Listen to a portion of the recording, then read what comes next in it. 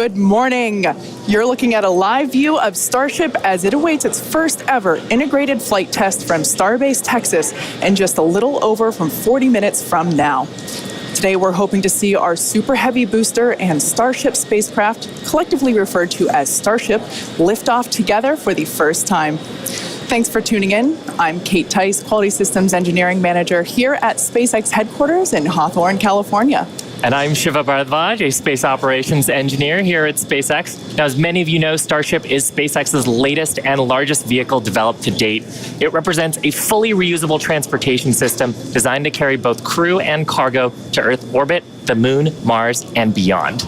If you've been following the development of Starship over the last couple of years, you know we've been doing a lot of testing leading up to this big one. Once fully developed, it will be the world's most powerful launch vehicle with twice the thrust of Saturn V rocket and the ability to carry up to 150 metric tons to orbit. For reference, a 1 liter bottle of water is 1 kilogram, so 150 metric tons is basically 150,000 1 liter bottles of water, or, as I like to think of it, one rather lonely blue whale. Now, today's test will be the first of many as we work towards transitioning Starship from a developmental to an operational program. Our primary objective today is to gather as much data as we can around the fully integrated vehicles. That means the booster and the Starship and the ground systems. While we have flown Starship in the past, this will be the first attempt of Super Heavy and the first opportunity to validate how the two vehicles operate together. Any data that we get helps improve the future builds of Starship will be considered a success for the purposes of today's test. Every milestone beyond that is icing on the cake. The further we fly, the more data we can collect. If all goes well, today's flight test could last as long as 90 minutes from liftoff to an expected hard ocean landing for Starship. Whether we end the test with a hard landing or a rapid unscheduled disassembly, or some combination of both, excitement is pretty much guaranteed. Now, if it does all go well, Super Heavy will fire up its 33 Raptor engines and it'll lift off from the launch pad down in South Texas. About 3 minutes into the flight, we're going to hope to see the Super Heavy separate from the Starship spacecraft. It'll then perform a flip maneuver. So there's that. You can see that on your screen. And then it'll boost back in order to make a hard landing in the Gulf of Mexico. And while that's happening, we hope to see Starship's 6-second stage engines ignite and watch as Starship coasts for about an hour at altitudes ranging between 150 and 250 kilometers before re-entering Earth's atmosphere and make its own hard landing in the Pacific Ocean about 250-ish kilometers offshore. Now, we are getting great camera views right now, but that's because we are on the launch pad, so we've got umbilicals and connections straight to the vehicle. But we aren't expecting to get very many good views once we get past booster separation. Yeah, we do promise, though, for any views that we do get, we will share them in real time. We are watching live with you all, so we're excited to see those views ourselves as well. Now, in a little bit, we are going to take a closer look at the vehicle and the launch pad. But first, today is a super exciting day. Everyone on the teams across Starship have been preparing, doing a number of tests and dress rehearsals for today's launch attempt. Yeah, that's exactly right. In fact, we saw a nice little recap of those tests in the intro video to today's webcast. For those of you that are following along, you know that many of those tests ended in those rapid unscheduled disassemblies, or RUDs as we like to call them. And it's been a long road to today. Just in 2022 alone, we had 9 static fires. We've had a couple of wet dress rehearsals. And of course, the launch control team has done numerous simulations as well. So major shout out to the teams that have been preparing for today's full up integrated test. In fact, we've got a shot of Star Command, the South Texas launch control team. Look at all the people ready for today's launch attempt. Yeah, that right there is our South Texas Launch Control Center. That is basically ground zero for everything that is happening today, in addition to a couple other control rooms that we have operating as well with operators on console, including the Mission Control Center here behind us here in Hawthorne, California. But with that being said, our very own Zachary Lupin is one of our SpaceX employees at our watch event in South Padre Island. Hey, Zach, how are things going on the ground? For everything that is happening. It is a great day for a test launch today, Kate. Hello, everyone. My name is Zachary Lupin, and I'm an avionics reliability engineer here at SpaceX, and I'm at the Cameron County Amphitheater, where a growing number of SpaceX employees are gathering to watch what we hope is the first liftoff of a fully integrated Starship. Now, the Starship team has worked incredibly hard for today's launch test. Over the past weekend, teams held a launch readiness review, which included a comprehensive review of all of our vehicle systems, looking at avionics, GNC, communications, software, structures, as well as our Raptor engines and propulsion in general. Now, we are only about 5 miles away from the launch pad, so it's a pretty good view for today. And as we get into, as we start to approach T-0, everyone here is clearly very excited for the events that are happening today. So as we get closer to T-0, I'm going to throw it back to Hawthorne to talk more about our rocket. Communications, software, structures, as well as our Raptor engine. Awesome. Thanks so much, Zach. And we've actually got a little bit of a crowd forming behind us, too. Now, we've got a shot of Starship on the screen. The entire Starship structure you see is made of stainless steel. And when that's fully stacked, it stands about 120 meters tall and about 9 meters around. To help you give a sense of just how big that is, we've captured a video of some of our teams doing final integration prep work in advance of today's test flight. Just like Falcon 9, Starship has 2 stages, which we will talk a little bit more about in a minute. But in addition to those 2 stages, Starship actually has a 3rd stage called Stage 0. It consists of all the launch pad infrastructure built around the rocket. You can see a great view of it there on your screen. It's truly an engineering feat in its own right. And I feel like it's something we don't talk about very often. There's a lot of infrastructure that goes into fueling and preparing the launch vehicle before a large test like this, really any launch. Now, let's talk about Super Heavy. The name says it all. It's super, it's heavy, it's super heavy. It goes by some other names, the first stage or the booster, but whatever you call it, the Super Heavy will be the vehicle responsible for powering Starship against that mighty gravitational pull we've got here on Earth. And when it's fully operational, it's going to get Starship to orbit. The booster alone stands about 70 meters tall and is about the same height as a fully integrated Falcon 9, but with a diameter roughly 2.5 times that of Falcon 9 and with 33 much larger engines. Yeah, and having those engines, and oh my gosh, I love this shot. We can see looking up into the launch mount at the 33 engines on the booster. Those are each of the Raptor engines that's going to power today's launch attempt. Yeah, this is an incredible view. One of my favorite views that we're going to get today. We don't have this kind of view on our Falcon 9 launches, so this is so exciting to see. You can even make out the paint markers indicating which engine is which. Like we said, there are 33 of them. So there's a lot of fire that's going to be coming out from those engines in just over 31 minutes from now. As we mentioned before, there are 33 of them on the Super Heavy, the booster, and we don't see it right now, but the cluster in the center are the ones that are actually going to gimbal and help steer the booster back down for its water landing in the Gulf. Yeah, and they're a little bit different, Kate, than our Falcon engines. So on Falcon, we use a gas generator cycle. Here's a fantastic shot, actually, at the inner stage, so we can see the 6 engines that are on the ship side, 3 gimbaling in the middle, and then the vacuum engines. You can see 2 of them, and the other ones on the other side of the cluster in the middle here.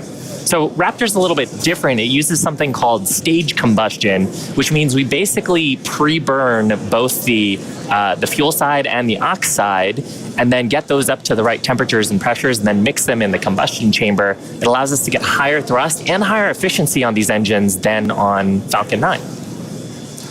Now, Super Heavy also has 4 grid fins to assist with orienting itself during the return back to Earth. As today is the fully integrated flight test, and the first one, we're focusing on safely testing just the fundamental systems and operations on the vehicle. So what that means is we won't be attempting to land on land today. Instead, Super Heavy is going to be making that hard water landing in the Gulf.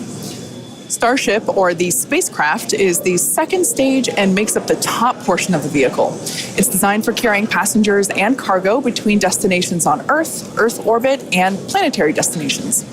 It stands 50 meters tall, a little taller than the Statue of Liberty. It's comprised of 6 Raptors. We saw those just moments ago. 3 of them are optimized for sea level, and the other 3 are vacuum engines, and they're optimized to operate in the vacuum of space. They provide a maximum of 258,000 tons of thrust in vacuum. The spacecraft is also outfitted with 4 flaps to help aerodynamically control the vehicle's attitude during atmospheric flight and enable precise landing at the intended location. You can see a view of those flaps there. Now you can see the entire stack is vertical, and that's because Starship is designed for vertical takeoff and landing, as opposed to taking off and landing like an airplane. And that's really important because we don't have runways on the Moon and Mars. Fortunately, gravity at both of those destinations is not nearly as high as it is here on Earth. On Mars, it's about a third of what Earth's gravity is, and on the Moon, the gravity is just a sixth of what it is here. So Starship can take off in both of those cases without needing the Super Heavy booster like we need here on Earth. Now, for today's test, Starship does not have its landing legs attached, and that's because we aren't going to be attempting to return to the launch site or land on land. It's going to be doing another hard water landing at the end of today's test. We can't wait. Starship is wrapped in a heat shield, which is composed of 18,000 hexagonal ceramic tiles designed to insulate the vehicle during atmospheric entry, where temperatures can be as high as 2,600 degrees Fahrenheit. The hex-shaped tiles, like these ones that we have here, roughly make up about 2/3 of the vehicle. There's a couple of different geometries. The one that I have is for the circular portions of the vehicle, so it has this curvature to it. And the one that Shiva has. Yeah, this kind is a hexagonal shape, and there's several thousand of these all across the body of the vehicle. And it's worth saying we need these because when a spacecraft re-enters from orbital velocity, it's going faster than the speed of sound and causes a lot of heat to build up that has to get dissipated by these heat shield tiles. Yeah, the thing that's really cool about these is they're super lightweight. Even just holding them, we're able to even just hear how hollow they are because of the construction. But they do a great job of dispersing that heat during that atmospheric reentry. We actually produce these in-house at what we like to call the SpaceX bakeries. And they're located in Texas and Florida. So it's something that we designed and build in-house. And like we said, there's thousands of them. You can kind of see them on the exterior of the vehicle. So at this point in time, we are at T-minus 27 minutes and 18 seconds. So let's head on over to John Innsbrucker for an update on the countdown. Hey, John. Thanks, Kate, and good morning. I'm John Innsbrucker, Principal Integration Engineer here at SpaceX. We're currently loading propellant from the ground system into both the first and second stages. Now, both vehicles use the same 2 propellants. Our fuel is liquid methane at a temperature of just over 100 kelvins, or about minus 272 degrees Fahrenheit. Now, this is a different fuel from Falcon 9, where we use RP1 kerosene. And our oxidizer is liquid oxygen, the same as Falcon 9. But because there's no oxygen in space to support combustion, we have to bring our own. Now, a little bit of a recap. We did the go, no go poll at T-minus 1 hour and 45 minutes. And once the team gave their goes, we polled about 20 folks. We started loading propellants onto the booster at T-minus 1 hour and 39 minutes. And at T-minus 1 hour and 22 minutes, we began propellant loading of the ship, the second stage on Starship. Now, LOX loading of the second stage main tank is almost complete right now, but we'll actually stretch it out and wrap it up and finish at T-minus 5 minutes. And then at T-minus 3 minutes, as the booster finishes loading, the vehicle will be fully loaded with just over 10 million pounds propellant. Currently in the countdown, we've just passed the T-minus 26-minute mark. The good news is weather's looking good. You can see the blue skies there on the camera views from the drone. The only thing we're watching is winds. They are within limits at ground level. We expect they may pick up a little bit as we get farther into the window should we need to go that far. But the good news right now is that the weather is looking good. The range also is looking pretty good. We've moved almost all the boats out of the keep out zone overnight. We are working one, but we're still underway.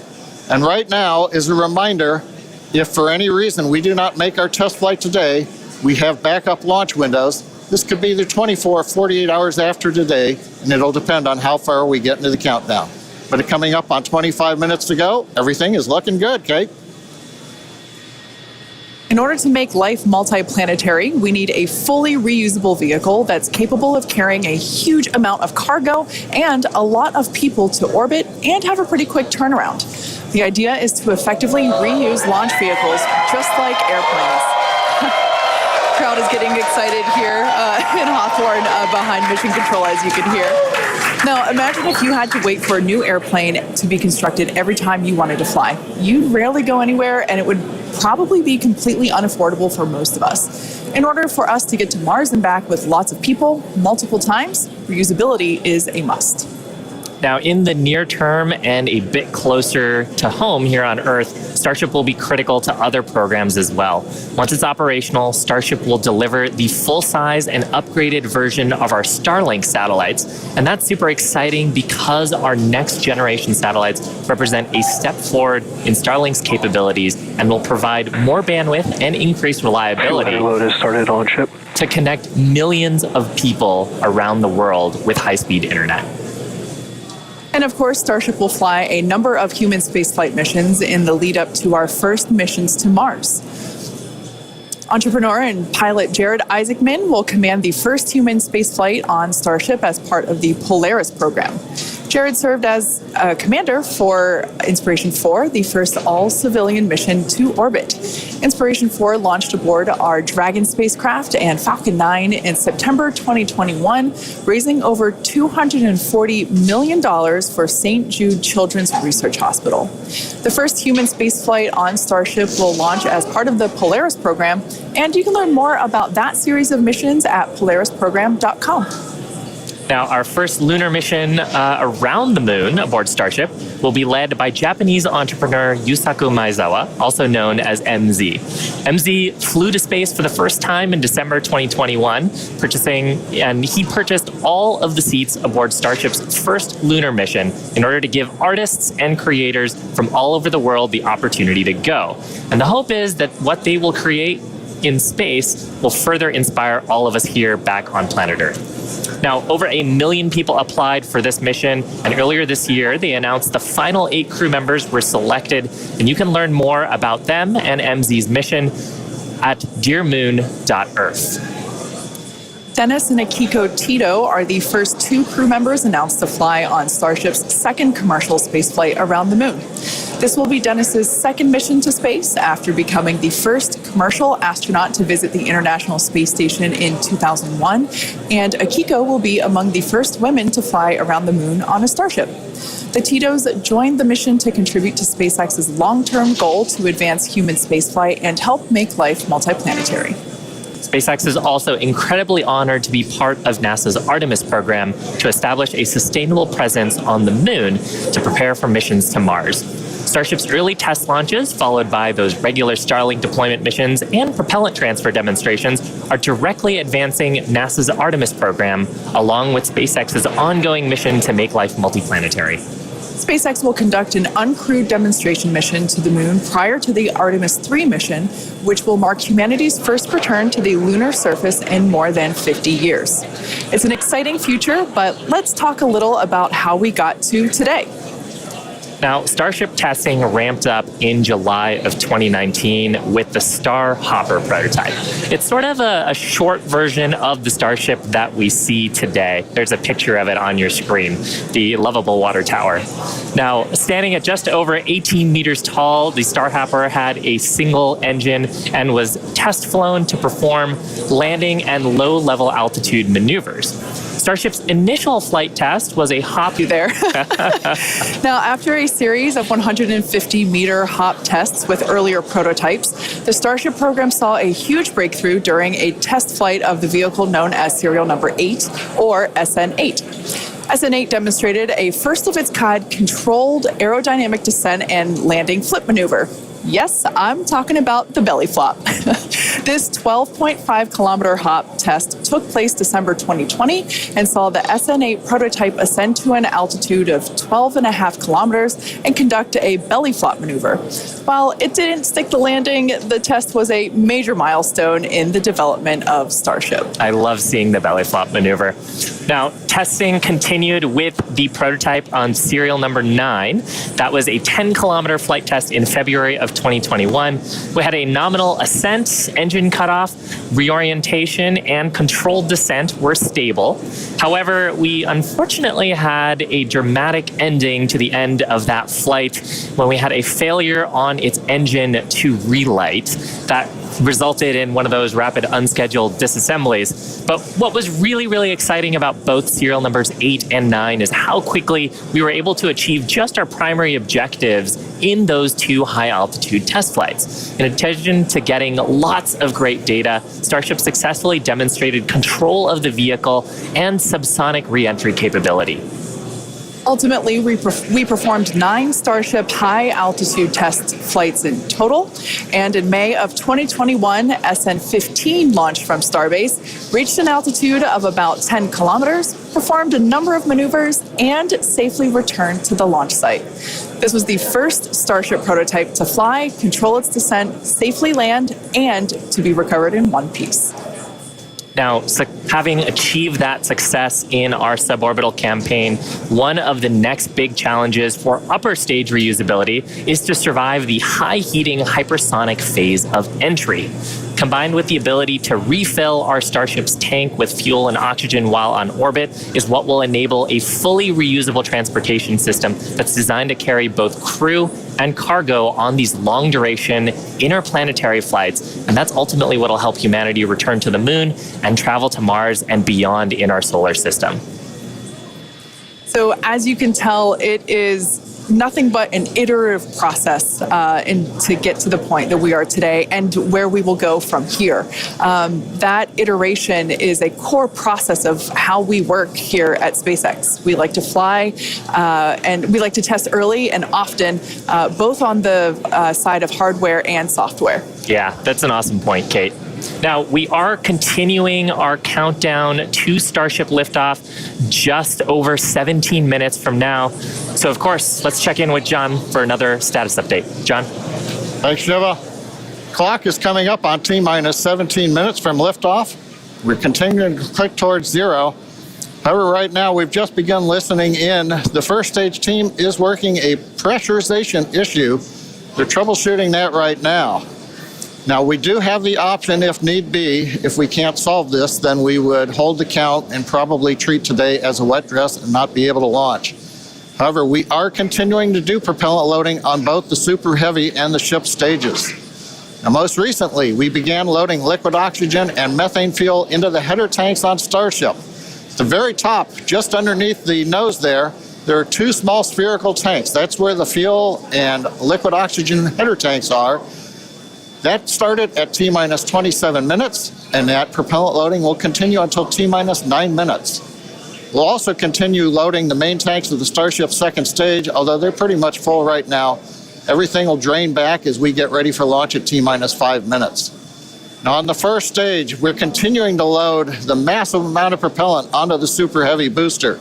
That's going to continue until T-minus 3 minutes. You can see the frost line on some of the views as both liquid methane and liquid oxygen go into the tank. It's 16 minutes and counting. We're also currently configuring the launch pad for liftoff. The booster hold downs are being prepared for the release at liftoff, and the second stage quick disconnect is beginning its configuration for release.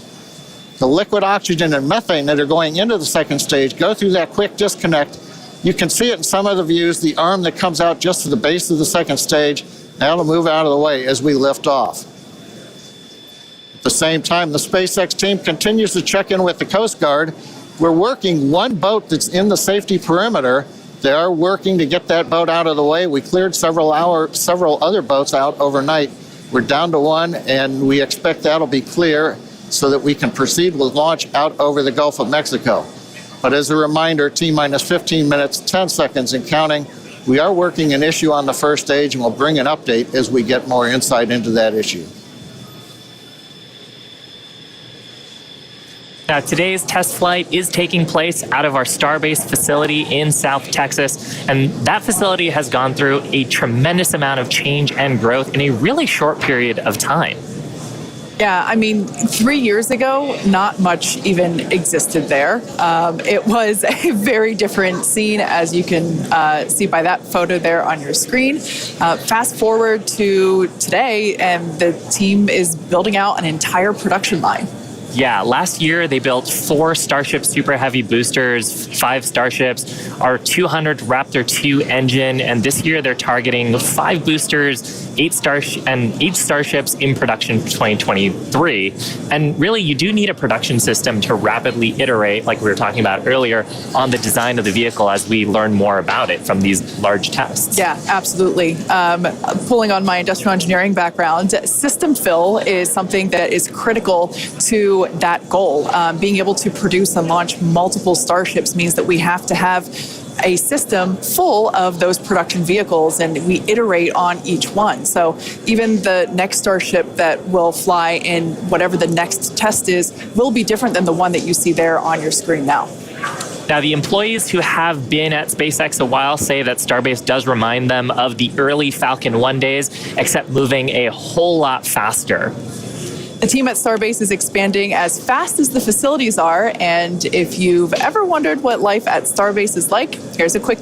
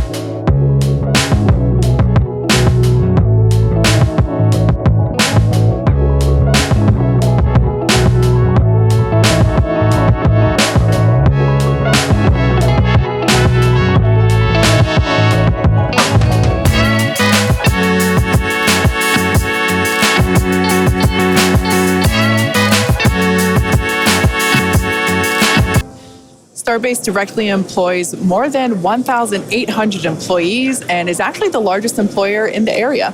Yeah, and from that video, you can really tell, like, it's a beautiful location. It's close to the ocean. There's tons of wildlife. And that's because being close to the equator is actually a fantastic way to get to orbit. Yeah, I love that we have so many employee events that allow us to participate with ocean cleanup and other environmental efforts there. We'd also like to thank Cameron County for being so supportive for all of our work in that area.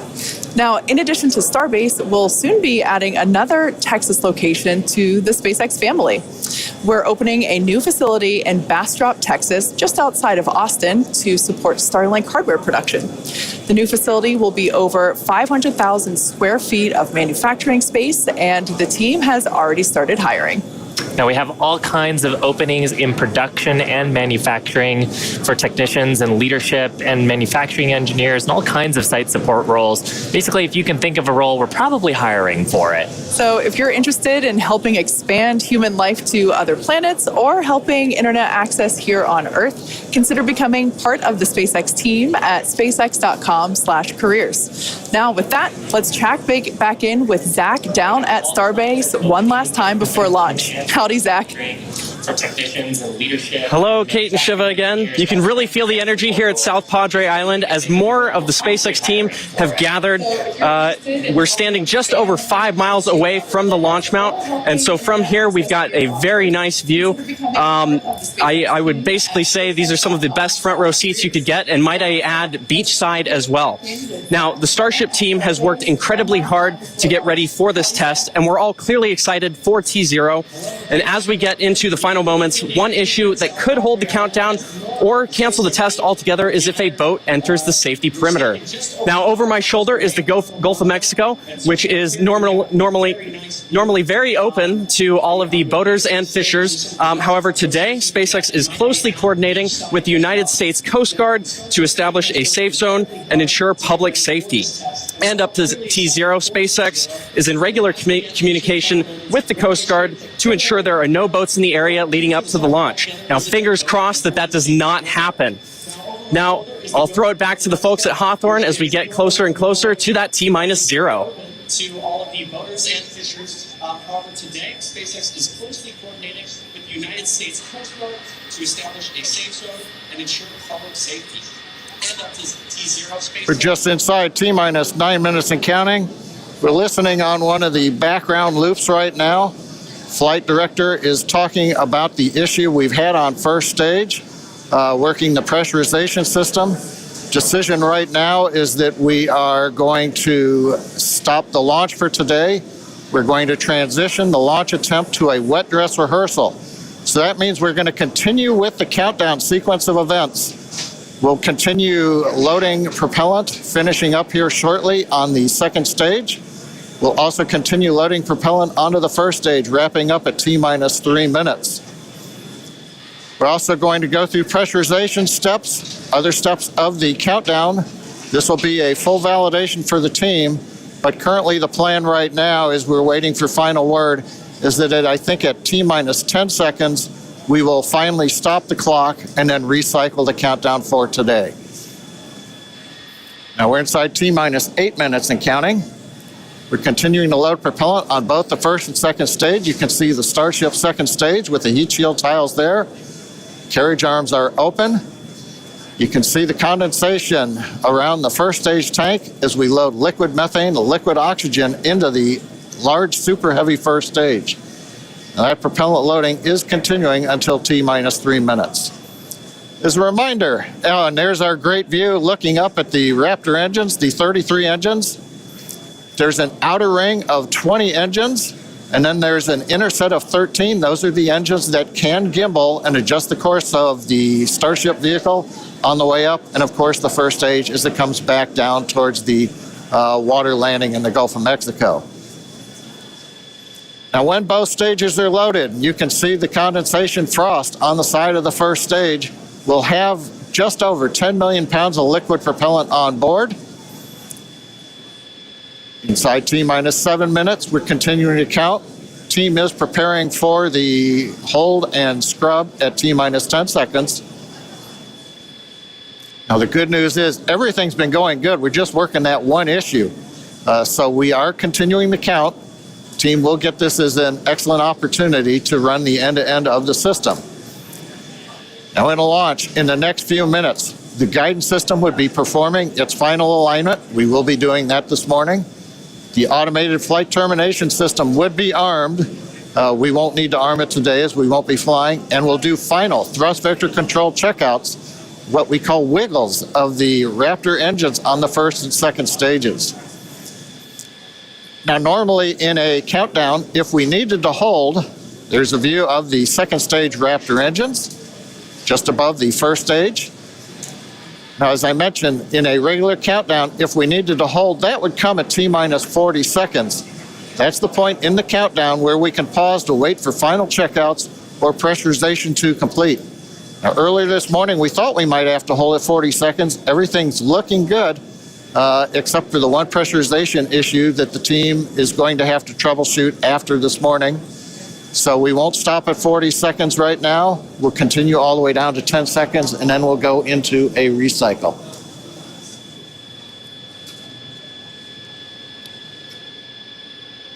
John, you mentioned that we're going to be jumping into a wet dress rehearsal here, and I actually now think we're coming up T-minus 5 minutes. Overall, though, Kate, Shiva, it's been a good day. It's a little sad listening to the flight director say that we're going to have to stop at 10 seconds. But I guess that's for everybody. It gives us a real run-through of the launch vehicle.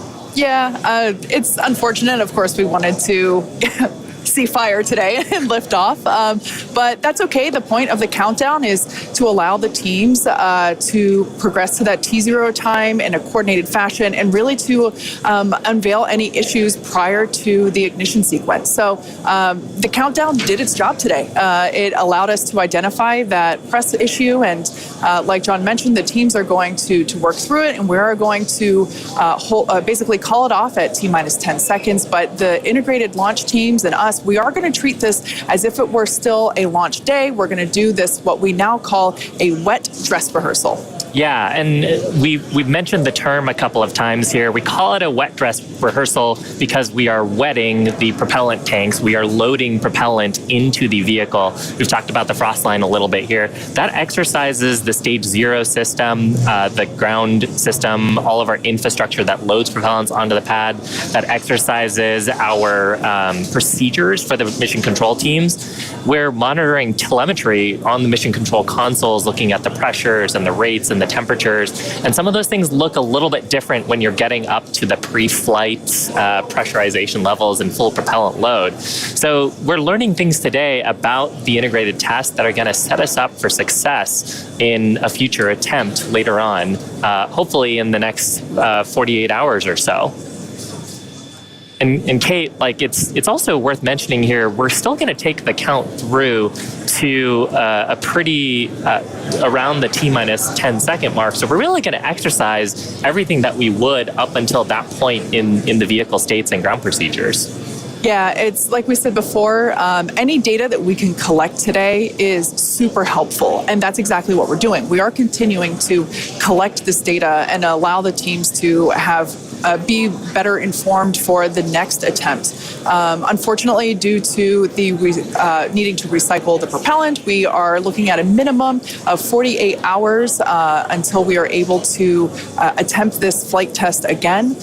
So we're not quite sure what that timing will be at the moment, but we're looking at a minimum of 48 hours at this point in time. But Shiva, exactly as you said, things look a little bit different on launch day, and we allowed the countdown to do its job, to basically get to this point, to allow the teams to work through the issues. And we're going to continue, like we said before, we're going to continue all this down all the way to T-minus 10 seconds. And that will really allow the teams to pretend like this is launch day and continue and gather that data. Yeah, Kate, on the one hand, it's a little bittersweet. On the other hand, we watched them go all the way through. First stage propellant load, just now wrapping up. The second stage, even the header tanks up under the nose of the Starship that you can see on the monitors. Actually, that all went very well today. The weather was excellent. Everything was looking good. Sadly, we just have the one issue, but that is letting the team continue to count down. And we're going to continue with it here until we get the clock hold at T-minus 10 seconds.